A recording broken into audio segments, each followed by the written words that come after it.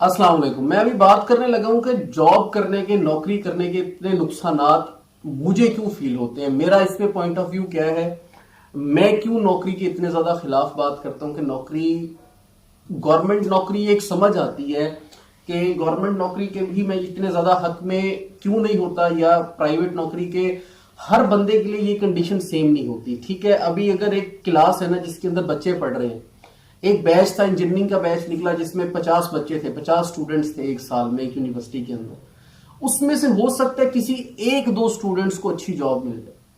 ठीक है, एक दो स्टूडेंट्स को, बाकी जो बच्चे बचेंगे उनका क्या फ्यूचर है, उन्होंने क्या करना है, उनके लिए ये कंडीशन फिर किधर जाएगी, उन्होंने किस तरफ जाना। बात करने की ये है, बात सोचने की ये है।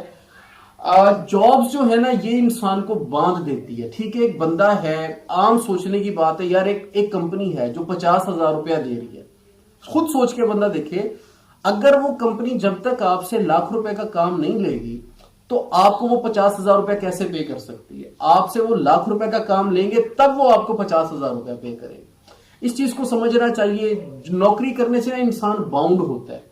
अभी जब कोविड आया है ना, कोविड के अंदर सबसे ज्यादा सिक्योर वही बंदा रहा है जिनकी जॉब्स थी।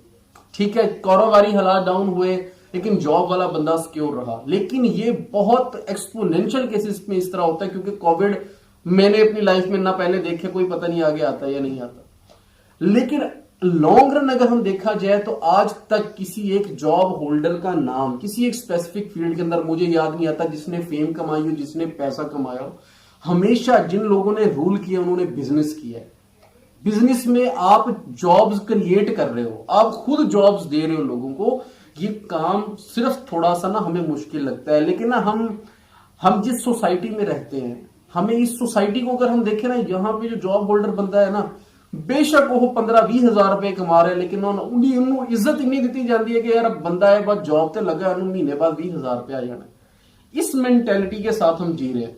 इस तरह के लोगों के बीच में जब हम रहते हैं, हमने इन्हीं लोगों के बीच में रहना है, इन्हीं के साथ सरवाइव करना है, तो ये चीजें कुछ समझ में नहीं आती कि यार मतलब 15-20, अब देखिए मेरे स्टूडेंट्स हैं, मेरे अपने दोस्त हैं जो मेरे साथ से ग्रेजुएट हुए, यार 15-15 हजार पे भी उन्होंने जॉब की है। अभी भी कुछ ऐसे स्टूडेंट्स हैं जो इंटरनली लगे हुए हैं और गवर्नमेंट जॉब के अंदर 30,000 रुपया सैलरी ले रहे हैं और अदर सिटीज के अंदर जाके जॉब कर रहे हैं।